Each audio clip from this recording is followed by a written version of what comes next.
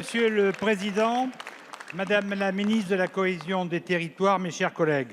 Madame la Ministre, il y a quelques jours, vous avez présenté le plan d'action du gouvernement dit Agenda rural et ses 173 mesures. Votre objectif affiché est de faire du cousu humain pour les territoires ruraux. Les 2 années de mandat écoulées l'ont bien montré. Les attentes des territoires ruraux sont énormes. Entre une mondialisation qui s'accélère et une fracture territoriale qui s'agrandit, nous ne souhaitons pas et nous redoutons que notre ruralité se retrouve distanciée. Aujourd'hui, nos territoires souffrent de nombreux maux, manque de médecins, couverture téléphonique parcellaire, enclavement, désertification et vieillissement de la population. Aussi, comme beaucoup d'élus issus de la ruralité, ancien maire d'une commune de 1000 habitants, j'accueille cet agenda avec beaucoup d'espoir. Espoir car il est le fruit d'un intense travail de concertation avec les territoires ruraux. Cette méthode est la bonne. Votre ministère a été à l'écoute des élus locaux, premier porte-parole de notre ruralité. Espoir car de nombreuses mesures de l'agenda rural sont attendues depuis longtemps. Soutien au commerce, médecins, salariés, permis à 1 €. Enfin, espoir car la ruralité va faire l'objet d'une politique ambitieuse et adaptée à ses spécialités. Nous avons la conviction au groupe MODEM que ce plan va permettre de redonner de l'attractivité et du dynamisme aux territoires ruraux et de retrouver un meilleur équilibre territorial. Mais Madame la Ministre, vous le savez bien, les territoires ruraux restent toujours méfiants face aux annonces. Trop souvent, ils ont reçu de belles paroles, sans suite concrète. Aussi, ils n'ont qu'une attente, voire les actes. Madame la Ministre, je souhaite donc que vous précisiez le calendrier de cet agenda rural. À partir de quand les territoires ruraux pourront-ils concrètement sentir ses effets? Je vous remercie.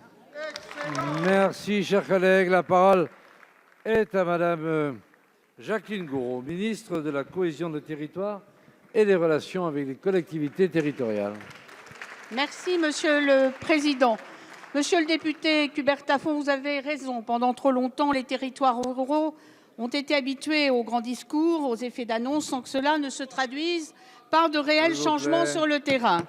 À travers cet agenda rural, construit par des élus ruraux, le gouvernement porte une toute autre ambition, celle de répondre aux besoins concrets des habitants des campagnes. C'est la raison pour laquelle certaines mesures de l'agenda rural prendront effet dès 2020, comme l'a annoncé le Premier ministre au Congrès des petites villes de France et également au Congrès des maires ruraux de France.